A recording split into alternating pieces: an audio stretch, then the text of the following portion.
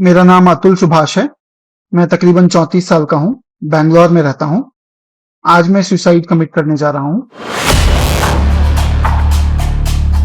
ये वीडियो उस वक्त का है जब अतुल सुभाष अपनी जिंदगी की डोर को हमेशा के लिए तोड़ना चाहते थे।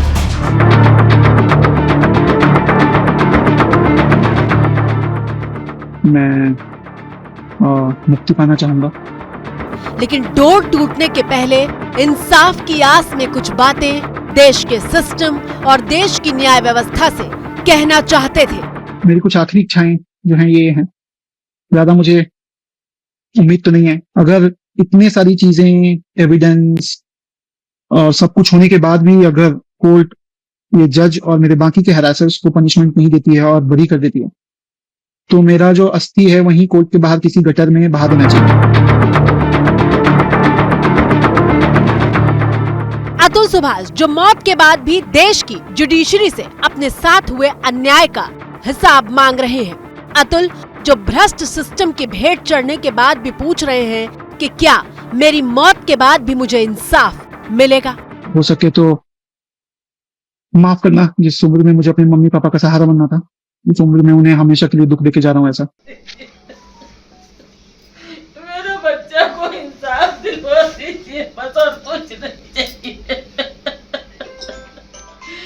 मेरे बच्चा को इंसाफ दिला दीजिए, मेरे बच्चा को। कलेजा छलनी करने वाली ये चीखें उस माँ की हैं जिसने अपने जवान बेटे को खो दिया। माँ जी बताइए। मेरा घर बर्बाद हो गया, मैं तो लुट गई। चाहता था कि बहुत परेशान करेंगे, बहुत परेशान करेंगे मेरे बच्चे को। कोई 5 लाख, कोई 10 लाख, मेरे बच्चे को। पानी दे। जो बेटे की मौत के मातम में बिलखती है, बेहोश हो जाती है और जब होश में आती है तो अपनी औलाद के लिए बस इंसाफ मांगती है।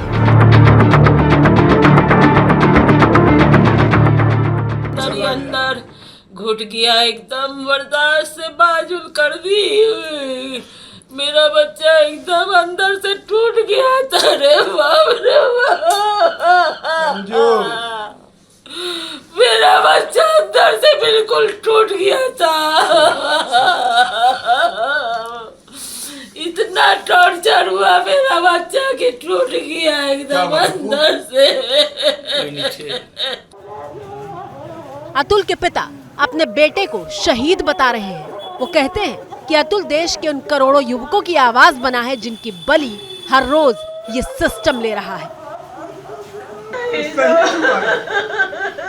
शहीद हो गया। इतने लोगों को कानून व्यवस्था के बारे में बता के, जो अपने भारत की कानून व्यवस्था है उसके बारे में बताया है, जो रिश्वत लेने वाली समस्या है उसके बारे में बताया है। मेरा बच्चा, मेरे बूढ़े माता पिता और मेरे भाई पर कितने केसेस डाले गए हैं, हमें कैसे हरास किया गया है,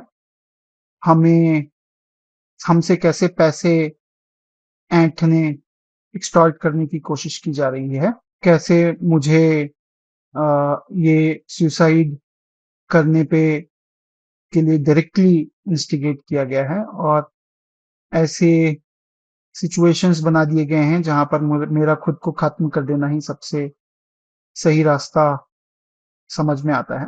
करीब 1 घंटे 20 मिनट के इस वीडियो में अतुल सुभाष ने अपनी मौत का जिम्मेदार पत्नी निकिता सिंघानिया, साले अनुराग सिंघानिया, सास निशा सिंघानिया और चाचा ससुर सुशील सिंघानिया को बनाया है। इस वीडियो को देखकर आपको ये सीखने को मिलेगा कि कैसे आज कोई भी लड़की किसी भी आदमी और उसके पूरे परिवार को बर्बाद कर सकता है इस कानूनी व्यवस्था का इस्तेमाल करके, और कैसे ये कानूनी व्यवस्था सिर्फ कानूनन तरीके से आदमियों के खिलाफ नहीं है, बल्कि कैसे ये भ्रष्ट भी है। सुभाष जो आरोप लगाने सारा निराधार है।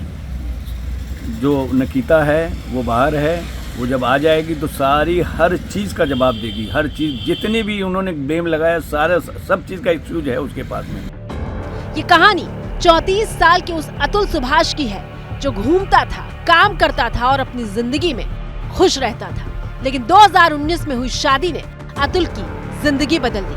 ये अतुल का बेंगलुरु वाला घर है जहां उसने आत्महत्या की थी।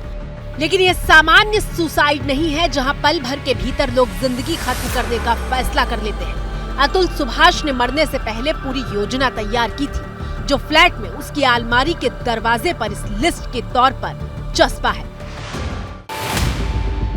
इस लिस्ट को अतुल ने 3 हिस्सों में बांटा था। लिस्ट में सबसे ऊपर लिखा है मुक्ति से पहले आखिरी बचे हुए काम, जिसमें डेटा बैकअप करने से लेकर ऑफिस के काम खत्म करने का ब्यौरा है। बीच में लास्ट डे की लिस्ट है, जिसमें लैपटॉप चार्जर, ऑफिस आईडी, सब कुछ सबमिट करने की बातें हैं। लिस्ट के मुताबिक सारा पेमेंट कर दिया गया है। अपने फोन से अतुल ने फिंगरप्रिंट लॉक और फेस लॉक हटा दिया है। और लिस्ट में सबसे ऊपर है मौत से ठीक पहले के वक्त का ब्यौरा, जिसमें सबसे ऊपर नहाने का जिक्र है। कार, बाइक, रूम की चाबी फ्रिज पर रखी है, ये बताया गया है। और सुसाइड नोट टेबल पर रखा गया है। और सबसे ज्यादा चौंकाता है इसी लिस्ट के ठीक बगल में चिपका ये नोट, जिसमें लिखा है जस्टिस इज ड्यू, यानी इंसाफ बाकी है। For exclusive and insightful videos, subscribe to our new channel ABP Live Premium.